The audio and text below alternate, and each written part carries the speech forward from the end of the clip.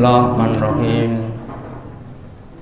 Assalamualaikum warahmatullahi wabarakatuh.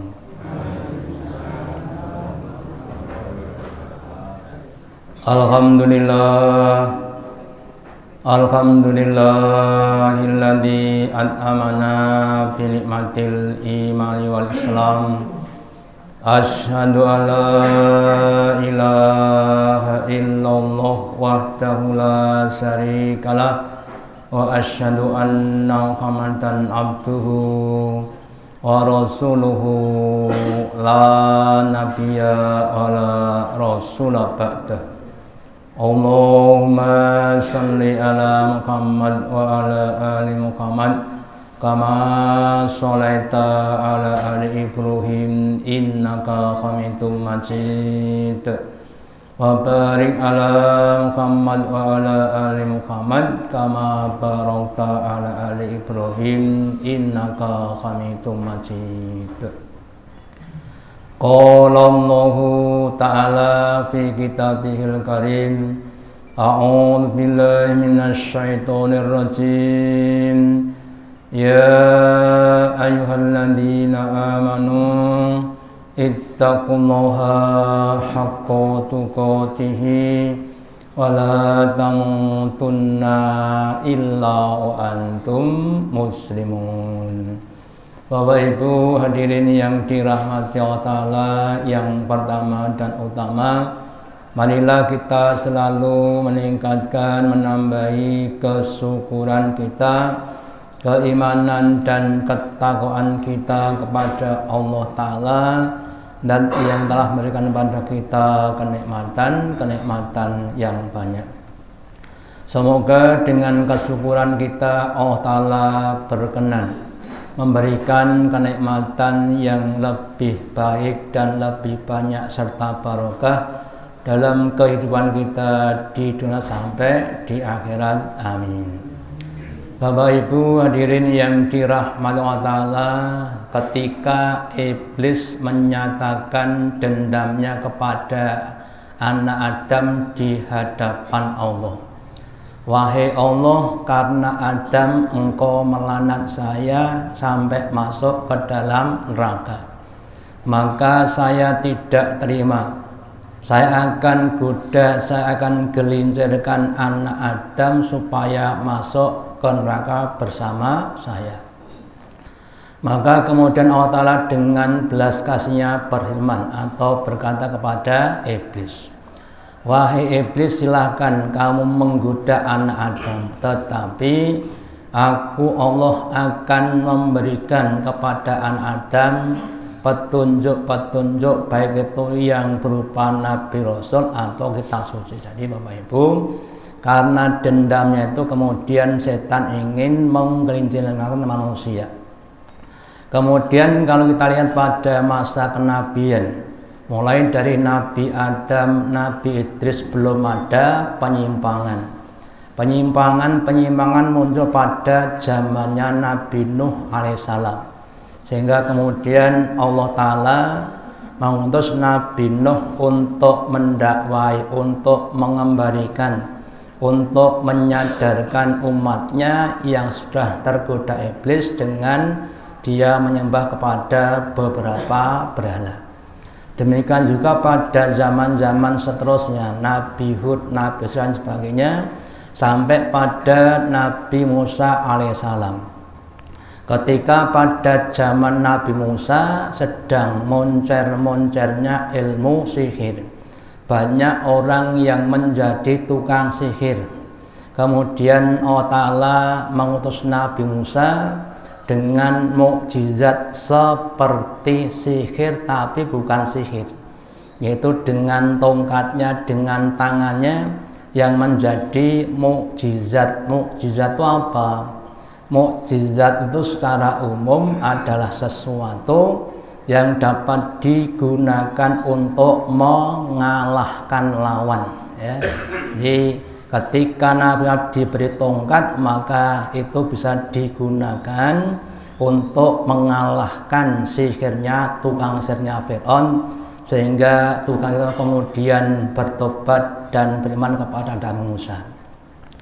Lah demikian juga pada zaman Nabi Muhammad. Pada waktu itu sedang moncer-moncernya ilmu syair. Orang banyak yang menjadi penyair, penggubah syair. Bahkan tiap tahun diadakan namanya festival syair, ya. Syair-syair yang indah yang menang menjadi juara kemudian ditempelkan di Ka'bah sampai tahun depan dan seterusnya, sehingga banyak orang yang kemudian merasa bangga mempunyai harga diri yang tinggi kalau sudah bisa membuat syair yang indah. Maka kemudian Allah Ta'ala menurunkan mukjizat yang seperti syair atau bahkan lebih hebat dibanding dengan syair, yaitu dengan adanya Al-Quran. Jadi Al-Quran itu adalah salah satu ijazah, keunggulannya adalah bahasanya yang indah, bahasanya yang membuat orang yang paham kemudian mereka tunduk kepada Al-Quran. Bahkan banyak orang-orang yang awalnya jadi ahli syair kemudian beralih menjadi ahli Al-Quran. Tetapi dengan semakin banyaknya ayat yang diturunkan, sehingga banyak orang yang terpesona dengan Al-Quran, maka itu membuat gundah kepada orang-orang kafir. Wah, ini Muhammad semakin lama semakin banyak pengikutnya. Maka kemudian ada orang kafir yang namanya Nadhr bin Harith, ya. Ada orang kafir yang namanya Nadhr bin Harith, dia mempunyai seorang budak yang ahli menyanyi, ya. Kemudian sering disuruh untuk menyanyi supaya banyak orang yang senang, sehingga mengalihkan perhatian manusia dari mendengar Quran kemudian mendengar lagu-lagu yang dilantunkan oleh budaknya Nadhr bin Harith. Maka kemudian Allah Ta'ala turunkan ayat di surat Luqman, surat yang ke-31, ayat yang ke-6. Allah berfirman, wa minan nasi, dan sebagian manusia, mayyasarihal hadithi, ada orang yang membeli, orang yang memilih, orang yang dia senang kepada lahwal hadis, ucapan-ucapan yang lagu, ucapan-ucapan yang tidak ada maknanya, hanya sebagai hiburan belaka. Liyudillah ansabilah, supaya dengan syair tadi mereka bisa menyesatkan, membelokkan, menggelincirkan manusia dari jalan Allah biwaiman, dengan tanpa ilmu. Wayatadawzuat, dan kemudian mereka menjadikan Quran sebagai bahan perolok-olokan. Mulai kalau ada muhin, maka bagi mereka ada adab yang menghinakan. Jadi Bapak Ibu, nanti kalau kita cermati dalam kehidupan dunia kita, apalagi pada zaman sekarang, banyak orang-orang Islam termasuk kita, mohon maaf, kadang-kadang lebih suka, lebih jenak mendengarkan lagu-lagu dibanding dengan mendengarkan Al-Quran. Makanya ngapunten, monggo kita semuanya harus semakin sadar tentang godaan-godaan iblis. Kemudian ada beberapa penelitian ilmiah Bapak Ibu. Yang pertama, di Pakistan ada sebuah apel yang dibelah jadi dua, apel A dan apel B, ya. Kemudian apel A itu setiap hari dibacakan Quran 10 menit. Apel B dinyanyikan 10 menit, hari pertama, kedua, sampai hari yang ke-15, ya.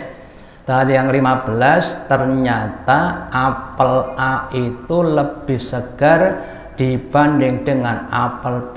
Jadi apel yang dibacakan Quran itu ternyata lebih segar dibanding dengan apel yang dinyanyikan. Lah tubuhnya manusia itu seperti apel, mengandung air kurang lebih 70%. Nah, makanya untuk itu monggo kita berusaha, setidak-tidaknya ada usaha untuk berpindah dari nyun ngapunten, bersenang-senang, berhibur dengan lagu-lagu, monggo digeser sedikit demi sedikit untuk mendengarkan Al-Quran, supaya tubuh kita akan semakin segar dengan bacaan Al-Quran. Kemudian juga ada penelitian di Amerika, nanti silakan dibuka di YouTube-nya, ada pengaruh bacaan Quran dan musik terhadap otak manusia. Silakan nanti penjelasan buka ya. Ternyata bacaan Quran akan berpengaruh positif kepada otaknya manusia. Sementara lagu, apalagi lagu yang sadas, lagu yang keras ya, lagu rock, nah gitu, itu akan menjadikan otak kita menjadi rusak. Nah, nanti silakan dibuka di YouTube-nya ya. Nah, untuk itu mari sekali lagi, memang yang namanya berhibur itu adalah suatu hal yang menyenangkan, tapi monggo berhibur yang lebih bermakna. Jadi kita mendapatkan dua hal. Satu sisi kita bisa menikmati, yang lain kita mendapatkan pahala, karena orang yang mendengarkan bacaan Al-Quran itu sama dengan yang membaca. Satu huruf pahalanya 10 kebaikan. Kalau seandainya kita itu mendengarkan Quran umumnya 1 jam ya, maka kita akan mendapatkan pahala yang banyak sekali. Itu yang pertama. Yang kedua yang pernah saya sampaikan, ada anak namanya Fajar dari Karanganyar, yang dia lahir dalam keadaan lumpuh otaknya lumpuh ya, nggak bisa mikir, nggak bisa ngomong, nggak bisa apa-apa. Kemudian sama orang tuanya disetelkan, diperdengarkan Quran itu 24 jam. Tidak cuma 3 jam, 24 jam didengarkan terus ya. Kemudian umur 11 tahun sudah hafal 30 juz Al-Quran. Sementara kita yang tidak lumpuh otak usia sudah 56, saya 56 ya, tidak hafal 30 juz, cuma juz 30 yang hafal ya.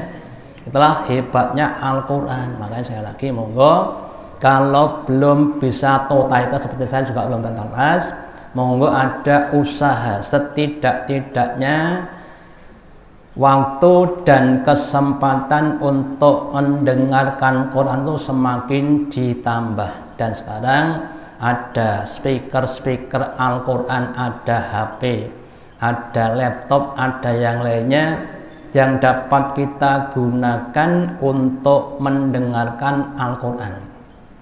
Kemudian satu lagi, mohon maaf sekali lagi, ketika kita dalam perjalanan ya, entah ke tempat yang lain ya, naik kendaraan, naik mobil, naik motor, itu ada kata yang menerangkan, kalau kita naik kendaraan berzikir kepada Allah Ta'ala, maka yang membonceng adalah malaikat ya.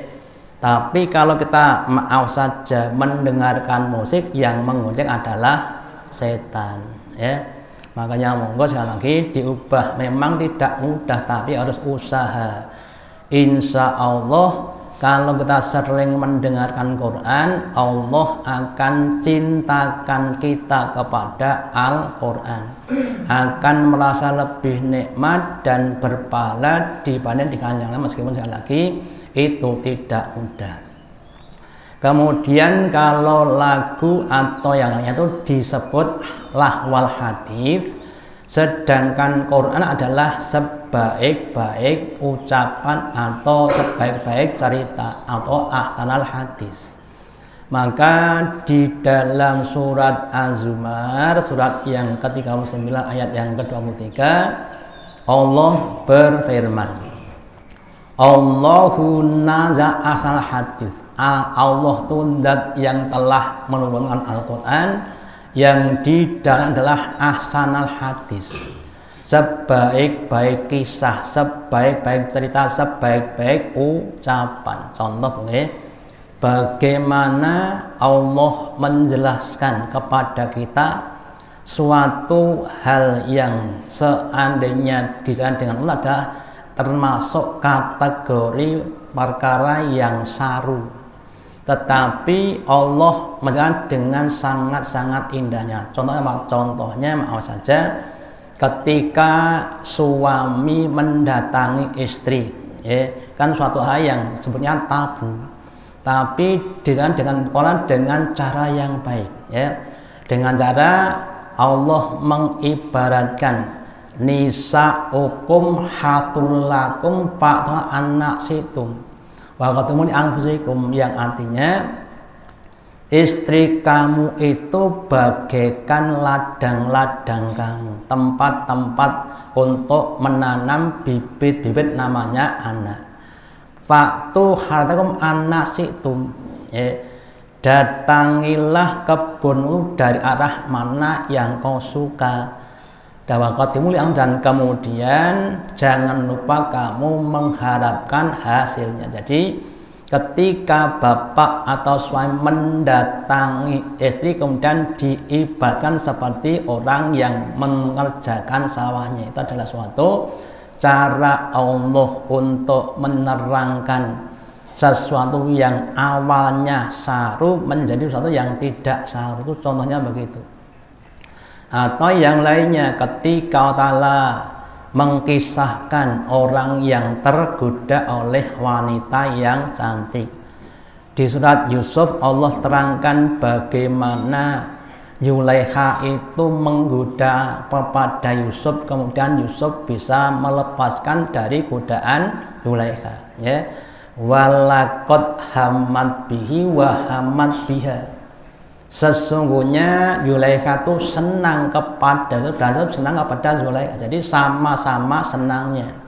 Kalau orang Jawa berkata tir podo irenge, gitu Pak. Napa Bu? Sir podo senenge jane ya podo senenge. Laula ro'a burhana rabbi, seandainya Yusuf itu tidak melihat pada burhan Allah, sungguh dia termasuk orang yang rugi, makanya dia akan mau untuk berzina. Maka kemudian kita ambil pelajaran, kalau kita tergoda dengan wanita, terutama bapak-bapak, maka kita harus membiasakan ingat kepada Allah. Jangan sampai nanti kebablasan, karena mohon maaf, laki-laki itu kalau sudah bernafsu maka pikirannya tinggal 50%, Yang 50% sudah masuk pada bab masalah nafsu. Itu adalah cara Allah untuk menceritakan kisah-kisah hal-hal yang semula tabu menjadi hal yang tidak tabu. Kemudian kitaban mutasabihan, yaitu kitab Quran yang ayatnya serupa, diulang-ulang-ulang. Kalau kita cermati dari Fatihah sampai An-Nas itu banyak ayat yang menceritakan tentang surga, tentang neraka, diulang-ulang-ulang. Lah tujuannya apa? Tujuannya untuk memberikan penekanan. Contoh Pak nggih. Kenapa Pak Bu orang kok seneng dengan duit, sebabnya apa? Sebabnya napa? Kok kathah wong do seneng duit itu sebabnya napa? Nggih sebabnya tiap hari diulang-ulang, esok-esok ajeng sarapan tuku soto nganggo duit. Gitu. Ajeng Pak montor tumbas bensin nganggo duit. Tenggen kerjaan itu tujuannya golek duit. Bareng untuk duit dikek karena jenenge bentuknya ya duit, Karena berulang-ulang sing dagang, sing tani, sing guru, sing dokter, sing jenderal, sing kopral kabeh do golek duit, Karena apa? Sekali lagi, kemudian mereka tahu manfaat duit, maka akan senang. Lagi juga dengan diulang-ulang Al-Quran tentang surga, harapannya orang itu akan senang untuk masuk ke dalam surga, sehingga meskipun harus bersusah payah itu akan dilakukan. Seperti tadi, demi duit maka orang mau untuk bersusah payah. Yang jadi petani kerso untuk macul, matun, garung, luku, nyemprot, yang dagang juga begitu, pagi-pagi sudah sampai di pasar dan sebagainya, itu demi mendapatkan uang. Nah, kita juga begitu, semakin yakin kita kepada surga, akan semakin berusaha, entah itu dengan sholat-sholatnya, dengan bacaan Quran ataupun amal-amal yang lainnya, ya. Demikian juga ayat tentang bab neraka juga begitu, diulang-ulang supaya orang betul-betul takut dengan neraka, sehingga dengan neraka mereka tidak berani untuk maksiat. Kemudian taksairu minhu juludul ladzina yakhshawna rabbahum, dengan dibacakan Al-Quran satu ayat dua ayat kemudian itu lama-lama akan dapat menggetarkan kulit-kulitnya orang-orang yang beriman, orang yang takut kepada Allah Ta'ala. Tsumma taljuhum wa qulubuhum, kemudian akan juga menggetarkan dan melembutkan kulit mereka dan hati mereka. Jadi bacaan Quran itu akan dapat menjadikan hati kita menjadi lembut, hati yang semakin suci, hati yang semakin baik, hati yang tidak ada penyakit-penyakitnya tapi punya kelebihan-kelebihan, lebih sabar, lebih tawadhu, lebih khusyuk, terhindar dari berbagai macam penyakit-penyakit hati, tidak sombong, tidak hasad, tidak punya rasa serai dan lain sebagainya. Makanya mungkin semuanya berusaha untuk banyak-banyak mendengarkan, membaca Al-Quran. Dzalika hudayah bimayasa, itulah petunjuk dari Allah yang digunakan untuk memberikan petunjuk kepada orang yang dikehendaki. Kemarin di Piala Dunia Bapak Ibu yang ada di Qatar, banyak penduduk masyarakat dari negara-negara peserta Piala Dunia yang datang di Qatar, dari Prancis, dari Argentina, dari Brasil, datang di Qatar untuk menyaksikan sepak bola, Kemudian pemerintah Qatar itu sudah menyiapkan berbagai macam dakwah, mulai dari layanan bahkan hiburan itu dikemas dengan yang lebih islami. Kemudian kalau kita sampaikan, kita ketahui dalam event yang cuma beberapa tadi ada sekitar 50.000 orang yang mu'alaf gara-gara nonton bola di Qatar. Orang Argentina yang nggak pernah dengar Quran kemudian dengar Quran kemudian merasa indah, kemudian menyatakan satu keluarga itu masuk Islam. Ada yang nggak pernah pakai jilbab, namanya orang Argentina kalau nonton bola ya pakai singlet, gitu. Tapi kemudian kemarin ya pakainya minimal pakaian ditutup, tidak sebagian di negara lain. Itu adalah contoh-contoh ketika Allah membukakan hati hambanya dengan hidayah. Kemudian wa'alillahu fa'alahu min hadan, orang-orang yang dia di sana ta'ala maka tidak ada yang dapat menentukan. Maksudnya memang ada orang yang meskipun sudah diperdengarkan Al-Quran, dijelaskan, diterangkan, tapi hatinya adalah hati yang tidak bisa menerima. Nah, itulah orang-orang yang di Allah Ta'ala tidak dengan hidayah, sehingga meskipun sudah diulang-ulang mereka tidak mendapat hidayah. Nah, semoga kita semuanya termasuk hamba-hamba Allah Ta'ala yang hati kita semakin dilembutkan dengan Al-Quran, yang hati kita semakin diisi dengan Al-Quran, sehingga setiap kita membaca dan mendengar Quran, hati kita akan jadi lembut, akan jadi baik. Terus kemudian orang-orang yang beriman itu salah satu cirinya adalah berpaling dari perbuatan yang sia-sia. Di surat Al-Mu'minun, surat yang ke-23 ayat yang ketiga, Allah berfirman, walladzina hum 'anil lagwi mu'ridun, dan orang-orang beriman yang kepingin masuk ke dalam surga Firdaus itu orang yang dia dari perbuatan yang sia-sia, yang tidak ada pahalanya, mereka berpaling, meninggalkan, kemudian ganti dengan yang ada pahalanya. Dan dalam hadis Nabi juga diterangkan min husnil islamil mar'i, sebagian dari ciri-ciri kebaikan Islam seorang itu adalah ketika tarku malayaknihi, ketika orang itu mau meninggalkan apa yang tidak bermanfaat. Jadi kemudian memang tidak mudah, tapi harus berusaha kita tinggalkan hal-hal yang tidak manfaat, menuju pada hal-hal yang lebih bermanfaat. Kenapa? Hidup kita adalah haknya untuk beribadah.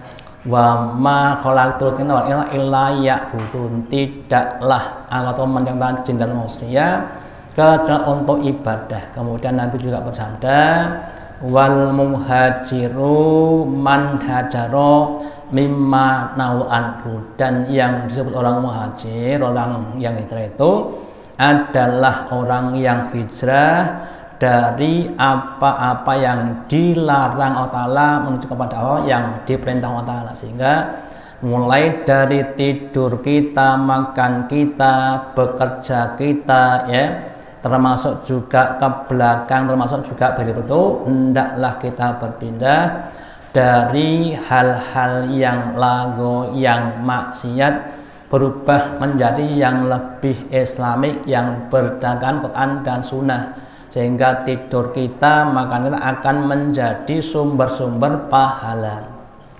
Dan kemudian mari kita membiasakan diri dalam berbagai macam kebaikan-kebaikan supaya kita mudah untuk berbuat baik. Kemudian hati kita hendaklah ditaslimkan, diislamkan, diserahkan diri kepada Allah. Kalau masih ada yang mengganjel, masih ada yang mungkin kurang pas, monggo didoakan kepada Allah Ta'ala supaya Allah yang mampu membuat hati kita dibalikkan kepada Islam, dibalikkan pada hal yang lebih bermanfaat, kemudian ditetapkan dalam Islam sampai akhir hayat.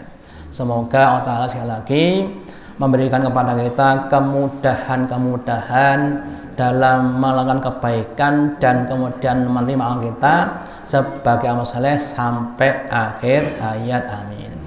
Demikian yang dapat saya sampaikan, semoga ada manfaatnya. Allahumma taqabbal minna innaka antas samiul alim wa tub alaina innaka antal hakim. Kita akhiri dengan doa majelis. Subhanakallahumma wa bihamdika asyhadu an la ilaha illa anta astaghfiruka wa atubu ilaik. Wassalamualaikum warahmatullahi wabarakatuh.